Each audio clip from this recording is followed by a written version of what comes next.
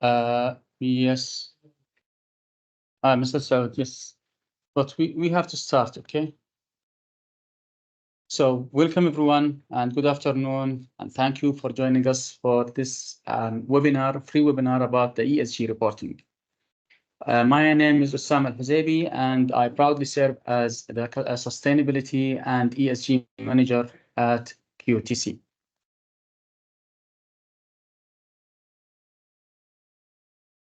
What is the ESG reporting? Lately, ESG has become a buzzword in various media outlets and platforms, such as newsletters, TV shows, and LinkedIn. For example, if you are just start looking for any job in the sustainability firm, you may notice that the many employers, they start asking and require ESG reporting skills. So maybe you just start thinking, what's the meaning of ESG and why it's so important in lately basis?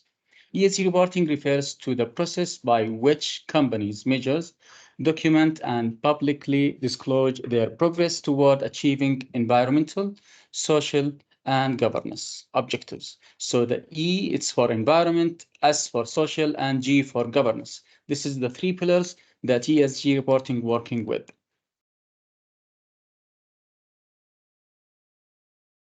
The ESG reporting method, it will know that companies must publish their financial reports every year.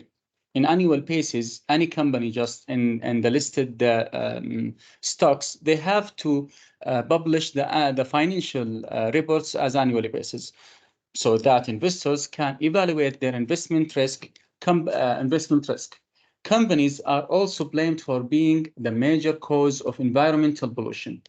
Therefore, to find out which companies are complying with the environmental regulations and standards, we need to request their annual reports that show how they have protected the environment, promoted social sustainability, and invested in eco-friendly projects.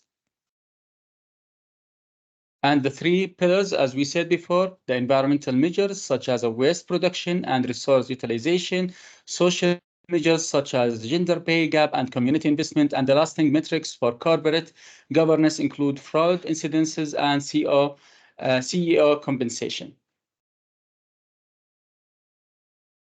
And why is corporate ESG reporting so necessary at this stage of time? ESG reporting is essential for stakeholders who now consider it a mandatory corporate activity and valuable data source. They are interested in how businesses support environmental or social and ethical goals. And when we start thinking who's the end user, and when I start using the ESG for reporting, I will focus with whom. So for customers or consumers, customers favor business that make a positive impact on the world and the ecology. A large majority of 83% of buyers think that companies should take the lead in setting and following ESG standards.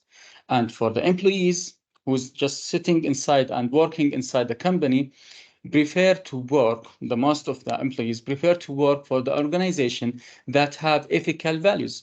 So more than 86% of employees seek to join or stay with the companies that align with their principles. I have to check if there is, if you have any questions, we can just leave it to the end of the webinar. After that, we have 10 minutes for questions and answers. And the last end user, the investors or the stakeholders who want to invest in this company. Investors use ESG standards to assess a company earnings and lasting viability. ESG aligned investment tend to have higher returns. So all of these three pillars, this is affected by ESG. That's why we have to start implementing ESG reporting in our companies. But for sure, and of course, we have some implications and obstacles. The legal implications of ESG. One of the challenges with the ESG is the lack of a global standard and transparency. There is no universe, one standard for the ESG reporting. And for instance, in Europe, ESG information has been requested since 2023. Some countries okay, such as the UK, Malaysia, New Zealand have implemented ESG reporting, but in as reporting regulations. But the US is developing its own framework. ESG reporting has become crucial for organizations to show their sustainability efforts in responses to legal and stakeholder expectation. So all of these legal implications that still, because the ESG is still in the beginning, we tried, and the regulations tried to figure out how we can make it as universal things and the clear vision for all the investors and stakeholders. But why? If you are asking, maybe you may ask, how does this benefit me as a company representative or an engineer working in any company of such like agriculture or construction field? It may seem that ESG imposes many restrictions, but ESG reporting can also help your firm in other ways, besides in the meeting stakeholder expectations and adapting to changing regulations. We have 5 benefits or advantage from the ESG. The first one, better repetition, increased accountability, improved trust, increasing access to capital, and the last thing, enhancing competitive advantages. And now we will talk in details for each advantage. The first one, better repetition. ESG reporting goes beyond just sharing information by showing that your company is committed to its promises about the environment, social issues, and governance. You can stand out from competitors and improve your image. And also, this is in turn boosts your company's reputation and attracts more talented individuals over time.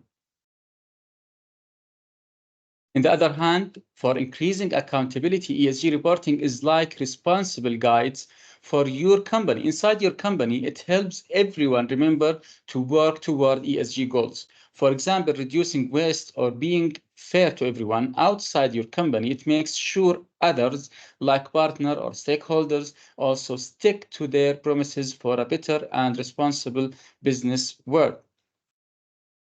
And to improving trust, this is the third advantage from the ESG reporting. Your company can build trust with others by using ESG reporting. When you share information about your environmental, social, and governance efforts, it shows that you are serious about doing business responsibility. This openness creates a strong, trusting bond with the people involved in your company, like customers or investors. Moreover, ESG reporting is like a safety net. It helps you find and fix any potential problems early on, making stakeholders feel even more confident about being connected to your company. And the fourth advantage is increasing the access to capital. Many investors now look at ESG factors when deciding where to invest their money. And we are talking, for example, the investors from Europe, United States, and China and Japan. So when they start coming here, for example, in Saudi Arabia, when they want to make some investment, they want to check the ESG and the efforts that this company doing in order to to protect the environment. So some funds may even avoid companies that don't care about the environment, social issues, and good governance.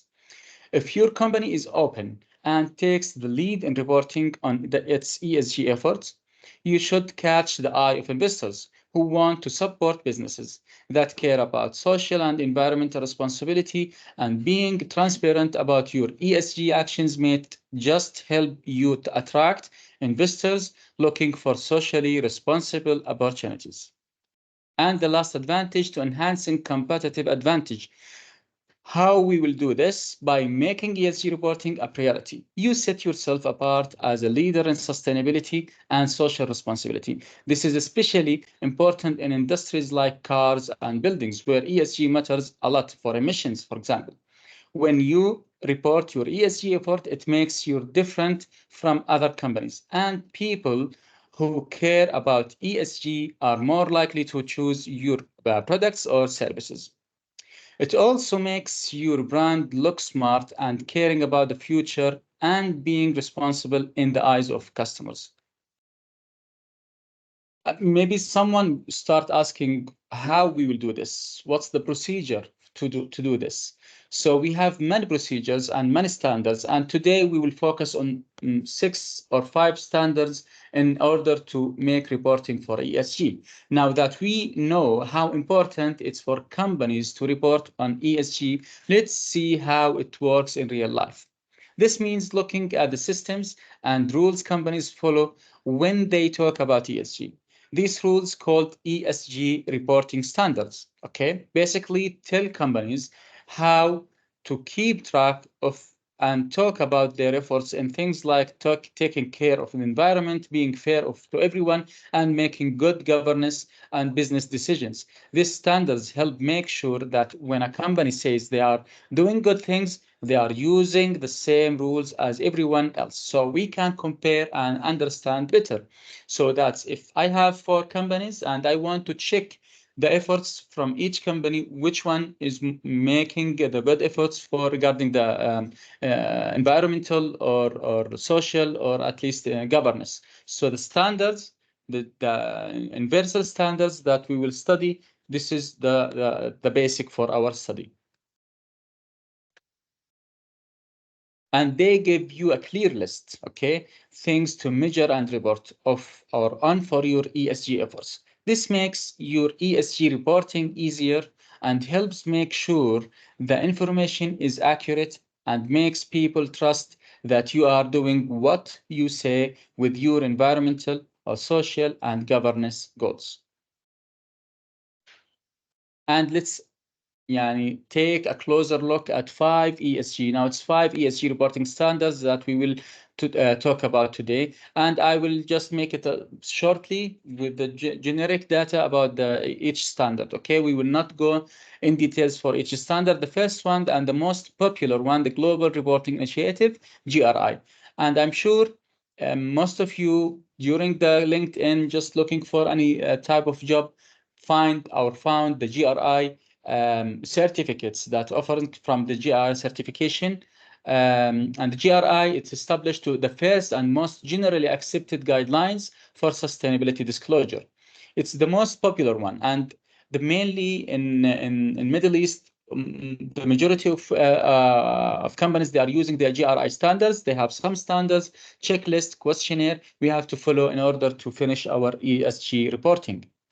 The second one, the Sustainability Accounting Standards Board, SASB, and this creates industry-specific ESG standards. For example, you have some specific industry for renewable energy, and you want to talk or make in ESG reporting for the specific industry. You have, or you can just use the SASB standards in order to finish your ESG reporting.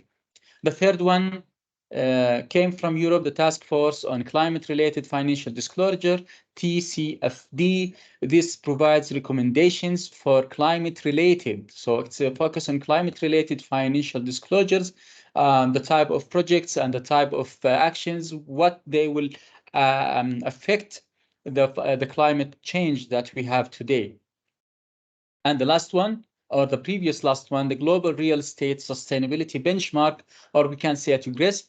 The GRESB is evaluating and benchmark the ESG performance for real estate portfolios and companies. So maybe they are, or for sure, they are focusing on the real estate portfolios. If we have some companies just targeting to invest in the main target to invest in real estate, so it's better to do than real ESG reporting by GRESB. And the last one, the International Sustainability Standards Board, ISSB, sets ESG reporting standards to ensure consistent, transparent, and competitive ESG performance. And by the way, this is not the only regulations and standards. It's already available at this moment. Every month and every year, there is some regulations start to implementing, and some unities and the commitment from the international investors to make like these regulations and standards. So what we have to do now to start our best in order to do what we can do in for our planet and community to make the ESG reporting for our company. So now we can start with any questions. But before the questions, I have to say that the procedure to do the ESG reporting, it varies from company to company. As a QTC, a consultancy and environmental servicing provider, we guarantee that we can do the best ESG reporting, okay, in the field inside Saudi Arabia, for example, or Gulf area as a general area. And the procedure, just we have to study the client proposal or the client requirements. Some clients, they are asking for specific type of standards. We have to follow the SASP or we have to follow the GRI. We have to study the proposal, and based on that, we agree with them, or maybe we have another quotation or another idea.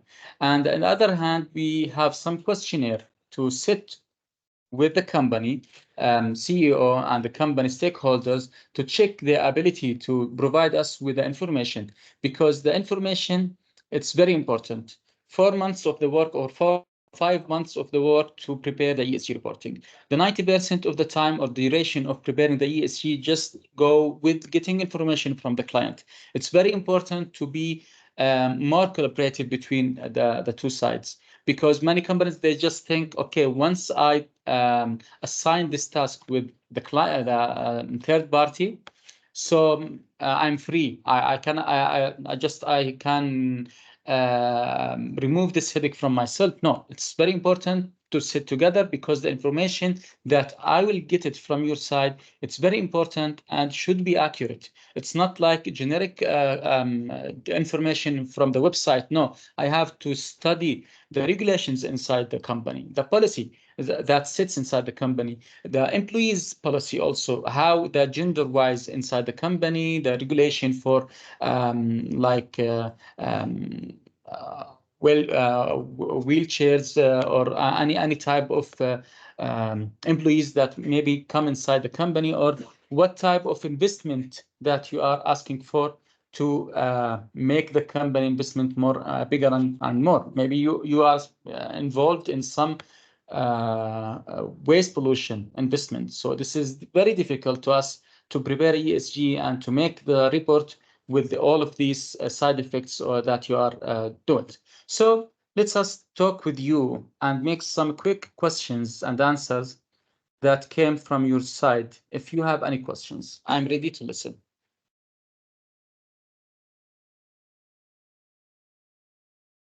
Yes, I just get one question from Imran. He's asking about what's the meaning of ESG, and the ESG, as we said before, it's referred to environment, social governance. So this report, before we have some social responsibility report and sustainability report. Now it's the most viral and trendy things to prepare the ESG report. So some companies, like for example Zain or Aramco or any type of company, just go inside the website and check ESG report for any type of the big companies that you are know. You will find the ESG report. The report will give us, as because it will be it should be disclosed. So as a investor, I want to check this company ability to inform us what they are doing as an effort for the ESG, the environment. I have to check the ESG report. It's like the financial report, but looking for the environmental carbon footprint reduction, sustainability implementation, and also for social, what they are doing with the employees. There is the divergence inside the company, and for governance, there is an organization chart. There is clear policy for the CEO, scope of work for everyone. This is what should be inside the ESG report. And from Mr. Ayman Maher, he's asking about what is the relation between ESG and LEED. LEED, it's one type of certificates. LEED, it's leadership in energy and environmental design. So this is looking for how to build the buildings and to be sustainability, complying with the sustainability requirements. So this is something from the east and something from the west. The LEED is certificate, the procedure and design and construction stage for the buildings. ESG, the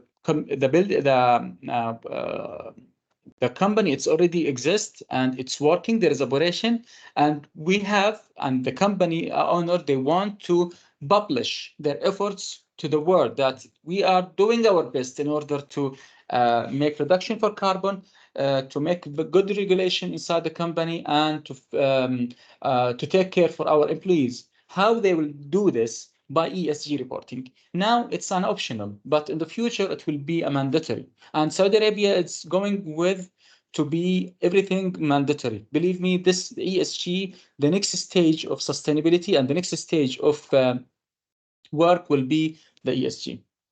Okay. I don't know how to open the mic, so I'm sorry for that. It should be in the options and settings, so you can just write the questions. Meaning to say, lead Excuse is me. for, yeah, Samak. Yeah, I can. but in English, please. Okay, sure. First of all, I'd like to thank you, Engineer Osama, for this informative and fruitful session. And second of all, I'd like to ask about for this certificate of ESG, which organization or society shall we follow to get this? Yes. This is a good question. So we have, yes, we have two types now for ESG. Now I'm talking in this lecture. I was talking about the ESG reporting for companies. So as a QTC ESG manager, we are offering for the companies that if any company want to start ESG reporting, we are happy to deal with this task, inshallah, in the future, and to deal with all the clients that they want to do this. So the question for Mr. Muhammad Hassan, and he's asking, as a student or engineer or specialist in sustainability, I want to improve my skills and to get the ESG certificate and to be ESG certified. We have two types of certificates: the CFA investment ESG, and the second one, the CFI. This is two types of organizations. The two of them, they are offering two types of certificates. The first one, the CFA, the most difficult, it's online proctor exam, and you have to little bit the financial background study, because the majority of the studying inside focusing on the stocks and the shareholders and everything. The second one, the second part, the easier one, the CFI. The CFI, it's recorded videos, 10 lectures. You have to watch each lecture and answer the questions inside that. And based on that, you can get the small exam. After that, you will get the certificate. But anyway, the certificate, this is the main things. It's not enough to do the ESG reporting. I'm sorry to say that, but it's not. During the preparation and education, they will give you only the generic information. No one will give you the steps and the sequence how to do the ESG reporting, because each client, okay, and each type of work, they have to deal with them in a specific way. Because if I have a company or a client, they are focusing on agriculture sector. So I'm focusing now on carbon emission. It's very important to focus in the E letter, okay, the environment, because there's a carbon emission and there is some side effects from the industry. But if there is, for example, a Riyadh bank or a Rajhi bank, they want to make the ESG reporting. So I have to focus on the governance and the social, what they are doing to prepare the employee, to make the employees satisfied, and what they are doing to make investment in green, in green investment. Okay, that's why it will not be explained inside the lectures that in CFA or CFI. It has to be some experience to do that. Mr. Ayman is asking, LEED is for building and ESG is for companies, right? Yes, we have again no need just to mix between the two sentences. The LEED, it's only certificate like Mustadam, like Will Prime, something else, and the ESG, you can just make it as social responsibility report or sustainability report or the financial report that it's already published since maybe 30 years before. Yes, there is one question from Sabina. Do ESG consultants make audits or verify the data prior to ESG report preparation? Should ESG consultant be approved by any third party? The last or the second part of the question, it should be certified under CFI or CFA. It will be good because, you know, if I want to hire someone without any academic background, I will not be satisfied with them. But anyway, they are dealing with the companies. So when I submit our pre-qualification, we have our engineers, they are already pre-qualified. So it's like not one man show, it's a team work. So maybe someone has the certificates, but the others, they are doing the reporting or the other type of work. So it's preferred to have ESG. And maybe you are asking for the same client or the same office to be certified. No need to be certified. Maybe you can have you have some like approval from the GRI as but it's like preferable, not mandatory. Does the ESG consultant make audits? Yes, it's not audit. It's like interviews with the stakeholders. So when I start getting the information, I'm not just submitting emails and receiving the data without any investigation. Maybe they are lying about the data they have. For example, if I'm asking for the waste, okay. If they said, okay, we don't have waste, no, I have to check all the register of waste management and bills and all that, like we can say, statements inside the company. So we should write a non-disclosure agreement between us as a third party with the company, because there is a lot of critical information. Maybe some companies, they are afraid to just publish in the on the board. So we are dealing with this secret information to prepare the final stage of reporting without any and at the end of the report, it will be like a generic data, not generic, it's like without any strict information for the operation of the company. So we mention the regulations and the system they are working in it. And maybe we have some verifier. Yes, there's if they are prefer to hire a verifier to check this. It's like EPD. If anyone know the EPD certificate for products, we dealing with the operation and we doing the reports. And if you want to make approval from the third verifier will check the process. It done as a like academic and theoretical assessment and process, or it was some wrong with this information.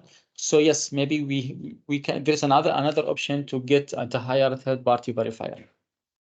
And by the way, when we start to submit the data for the GRI, they start to getting the information and they are doing the process before they are publish the information to the public. Yes, Mr. Majdi Sulaiman, he's asking, how can I get the experience of ESG reporting after be certified from CFI? The experience, it will be by the way, in our company as QTC, we have another part and another company for training. So we are approved from Saudi Arabia regulations to give certification in lead and carbon emission reports, and also we can make yes, we can make new training to ESG reporting for practical one, not only theoretical. Maybe you can get the CFI, but you want to make a real case study and to prepare the ESG reporting by yourself or by the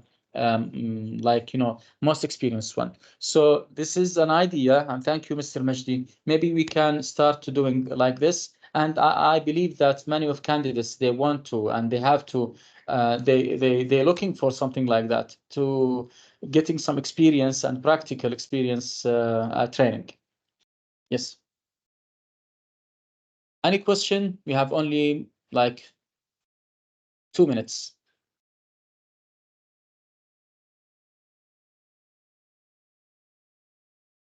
Jihad Faqih. No, the lead, they are not looking for the ESG. ESG is something so different, okay? It's it's like requirements from the governance. So why it's important now? Because in Europe, it's mandatory all the companies to report the ESG.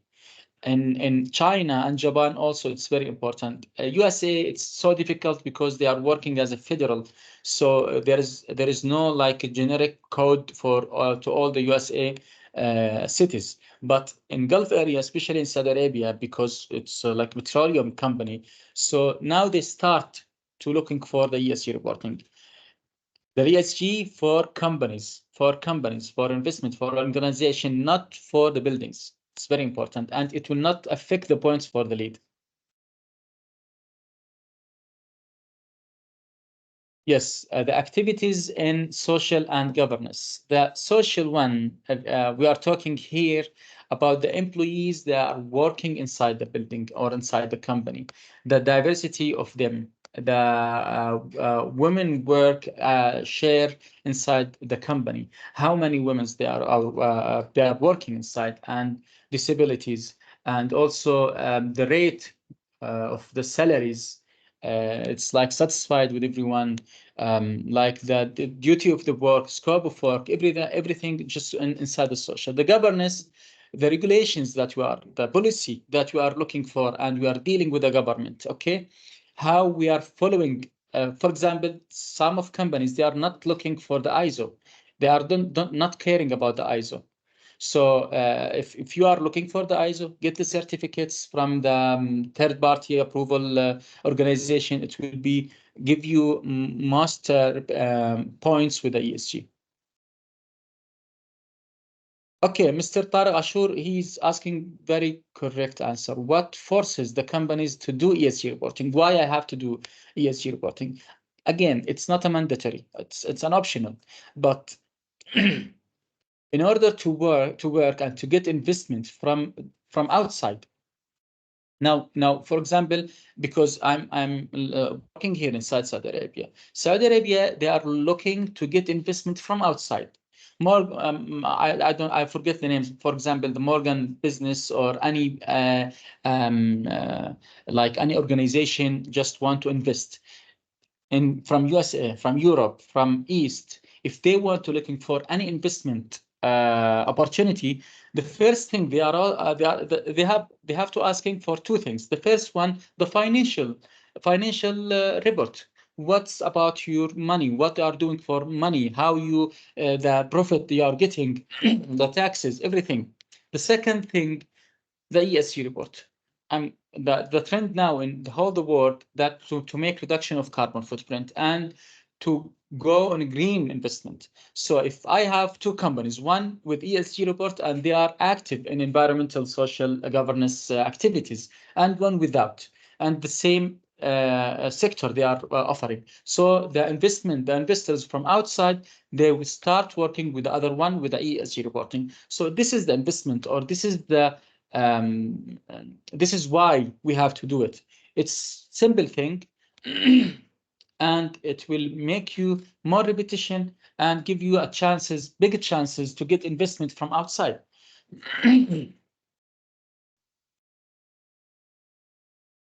Some questions, answers. Yeah. Mr. Jihad, according to US Green Building Council, LEED is essential to achieving ESG targets. LEED is, can you explain how they are related, please? I don't think so. For example, if I have building any bank, for example, and he's not, or this bank, it's not LEED certified, so they cannot make the ESG reporting. No, ESG reporting, it's related to organizations outside the Green Building Council. So there is no any relation between them. Okay. Anyone can, any type of consultant, any type of clients or buildings, they are companies, sorry, they can start doing the ESG. targets. And I will looking for if you have any references regarding this. From Mohammed Hassanin, what are the criteria for approving the reporting submitted by the companies to get the ESG certification? It's there is no target. Just to be clear about that, there is no target. It's regarding or based on the peers. For example, now we are working in Saudi Arabia, and there is 2 or 3 or 4 companies working in renewable energy. If only one start doing the reporting, ESG reporting, based on what? Based on the real case, based on his actual status. Okay, so he will be like the baseline for the area, and the certification for him, it will check the peers in the general, the renewable energy company, what's the carbon emissions, what the regulation they are following. This is how to make comparing between companies. So there is no fail, pass or fail. It's like a report. It's only report. Okay. So maybe this is enough for the investor. Maybe another investor is looking for someone doing more effort. So that's why this is the criteria. Okay. I think there is any questions, or just we can. Again, thank you very much for joining this webinar, and I hope everyone just get them any information that you want regarding the ESG reporting. The webinar will be recorded. It's already recorded, and it will be on our channels on YouTube, QTC channel on YouTube and LinkedIn. Anyone can please just share it with colleagues and peers. Yes, last questions with Sabina. Should the report to be done annually by companies? Yes, one time. You have to do it one time. Okay, the first year, it will be so difficult. After that, it's updating. Okay, so it's like 5 years and sorry, annually, but for minor change. It's only just tracking. Okay, it's annual, but only as a tracking. For the first year, it will be like the most difficult because you have to collect all the data. So again, thank you very much, and have a nice day.